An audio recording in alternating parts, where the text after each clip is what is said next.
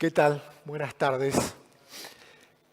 Bueno, ante todo quiero agradecer a Mariano, a su equipo. Es el cuarto año como Sentia que estamos aquí presentes, motivo de orgullo. Somos una empresa joven que viene creciendo en base a la humildad y al sacrificio. Realmente es así como lo logramos. Y no es menor para nosotros estar aquí. Hoy les traje un material para compartir cuyo título habla de reconstruir las bases del consumo. Una situación que no es simple, una situación que venimos atravesando ya desde septiembre de 2015, cuando en aquellos momentos empezamos a ver que el consumo mostraba retracción y que vimos cómo 2016, 2017 y 2018 nos arrojaron indicadores negativos, que si bien cuando lo comparamos con épocas más complejas como las del 2001 y 2002, aún falta un poquito para llegar a ese nivel, creo que es momento de pensar qué podemos hacer para que esa situación no se siga acercando y podamos empezar a tomar distancia de la misma. Y vamos a hablar de algunos números de consumo. Tenemos la suerte de poder contarles qué pasó con abril, para los supermercados, para los autoservicios independientes, para los mayoristas. Y vamos a tratar de entender también todas aquellas razones que subyacen detrás de esos números. ¿Por qué sucede lo que sucede? ¿Qué pasa con las acciones de compra? ¿Qué pasa con la gente? ¿Qué decisiones toma? Esto de que estar resistiendo el consumo permanentemente con este modo de emplear esta palabra que está tan en boga, la resiliencia, que tanto se está usando, y cuánto más va a tener que estar en estado de resistencia para pasar a estado de crecimiento.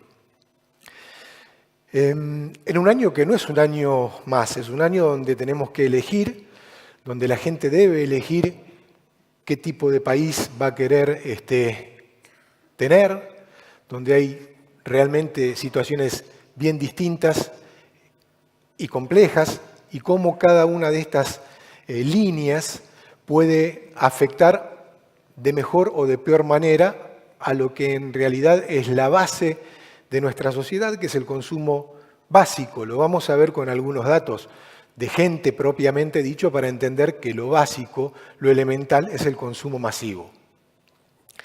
Y lo vamos a hacer como habitualmente lo hacemos nosotros, que es yendo al hueso, buscando el detalle, viendo qué pasa cada día, viendo qué pasa en las franjas horarias, entendiendo los comportamientos de las personas asociados a sus compras y a su modo de transitar cada mes en esta compleja realidad.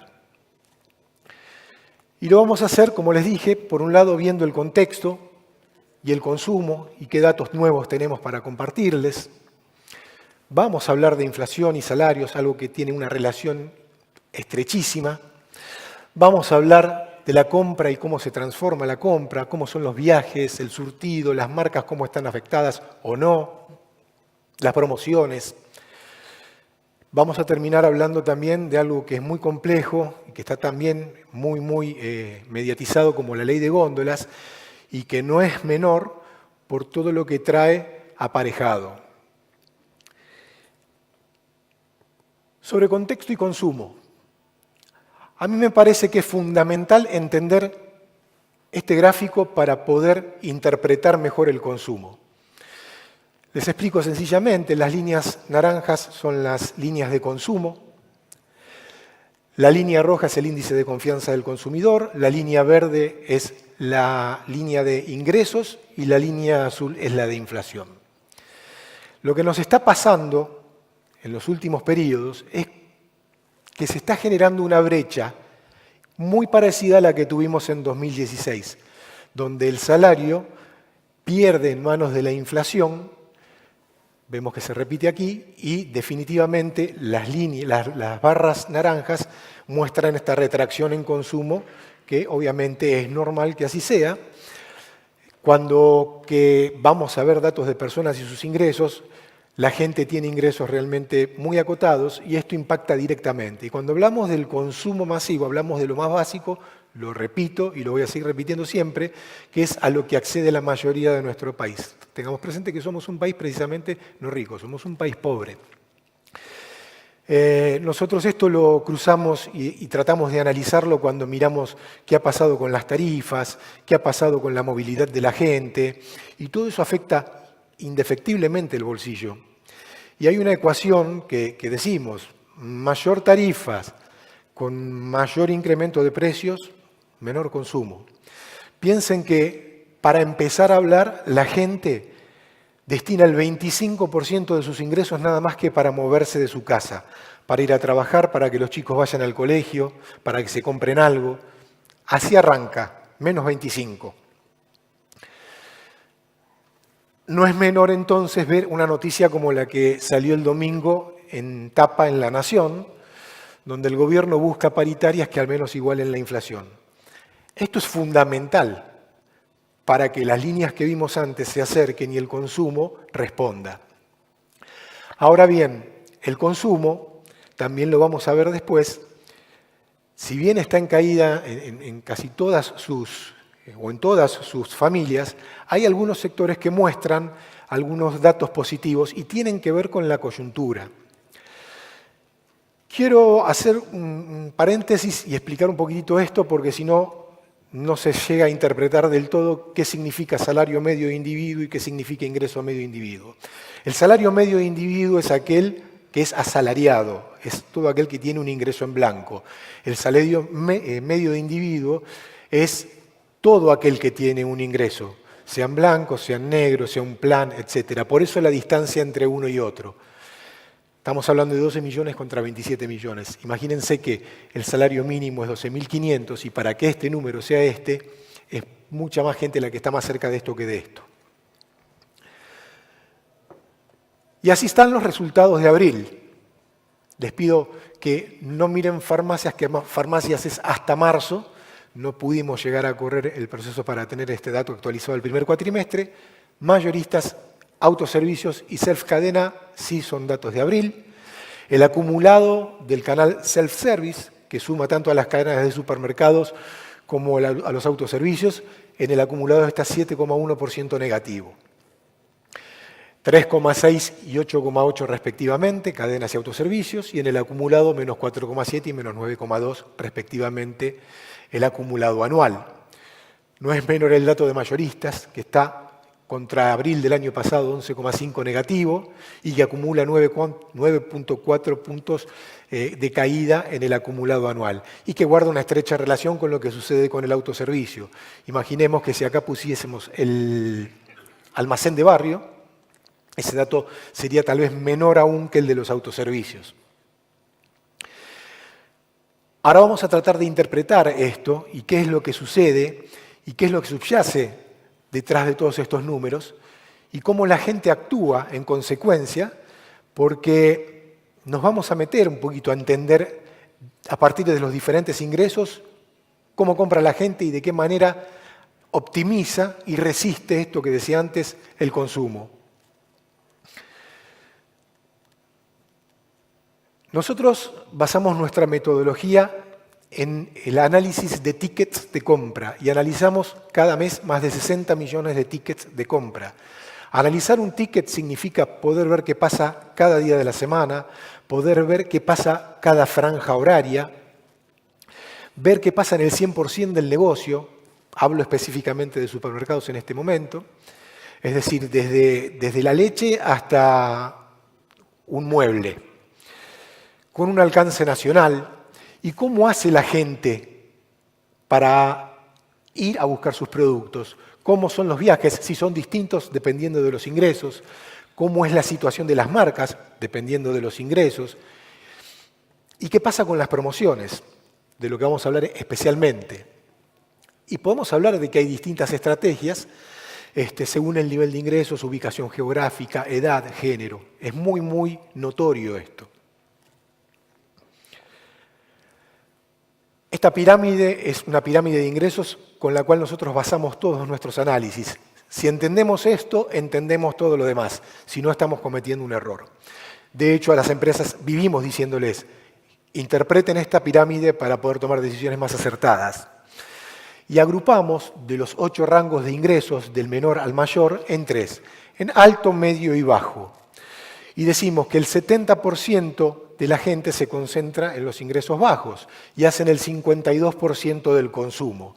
Si sumás el 25%, que ojo, es medio pero no es tan alto, es hasta 41.000 pesos, hablo de individuos, ya estamos sumando el 87% del consumo. ¿Qué es eso? Es la masa crítica del consumo masivo, que quizás entre el medio y el bajo la construyen.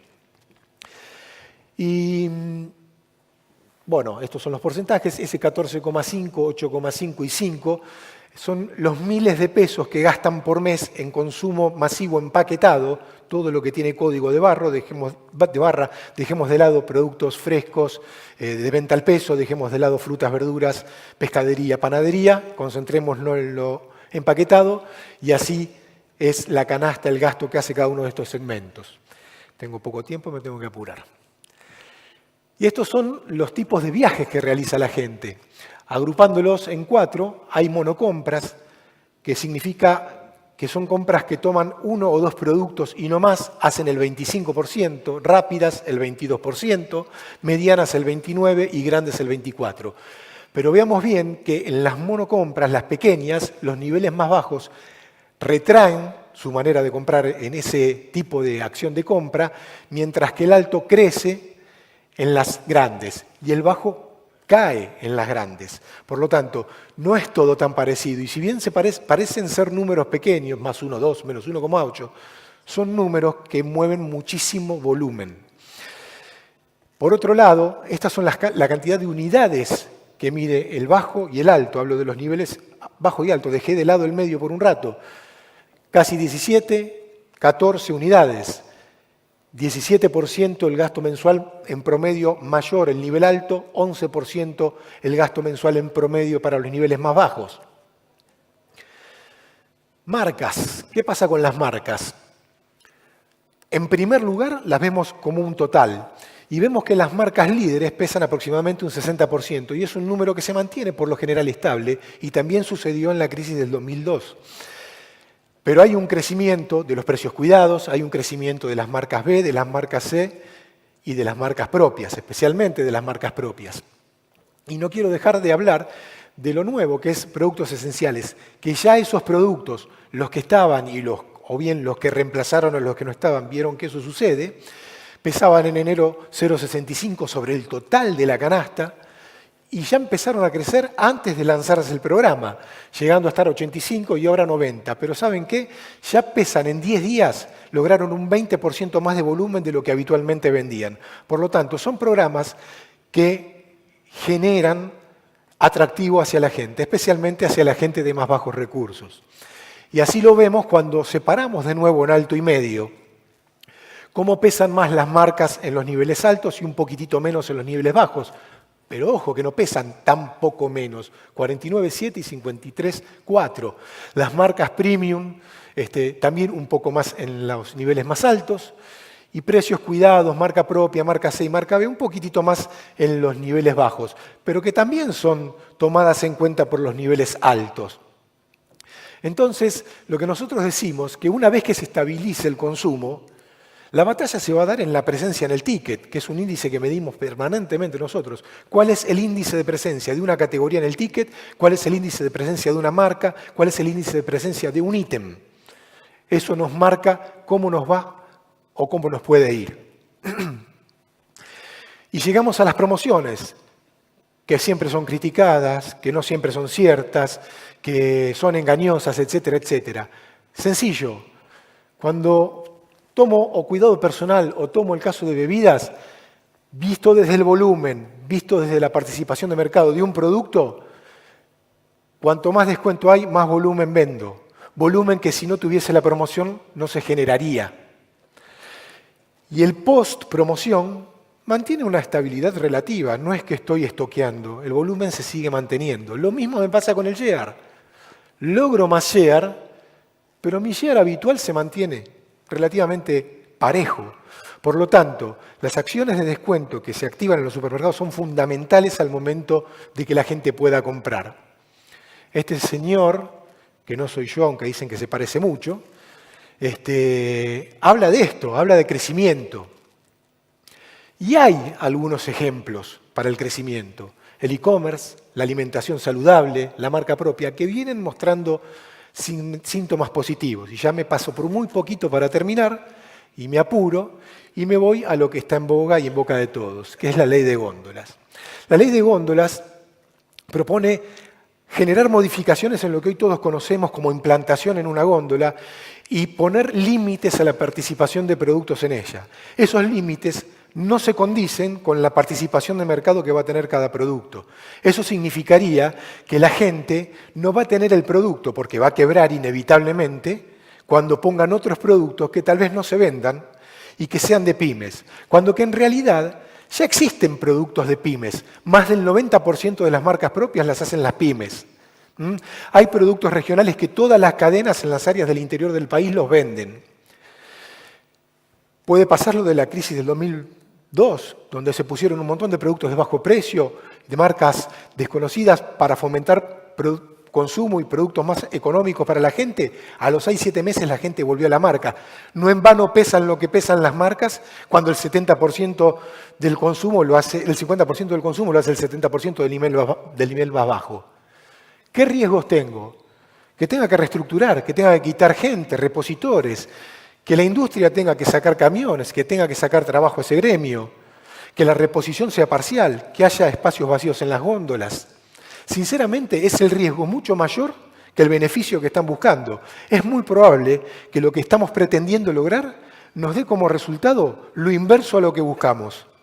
Por lo tanto, esto ya está tratándose en la Cámara de Diputados, está en comisión, se viene suspendiendo, no sé si esta semana se verá la próxima, va a pasar al Senado. Por lo tanto, tendrían que prestar mucha atención antes de tomar una decisión que les va a ir en contra y que va a fomentar más la informalidad.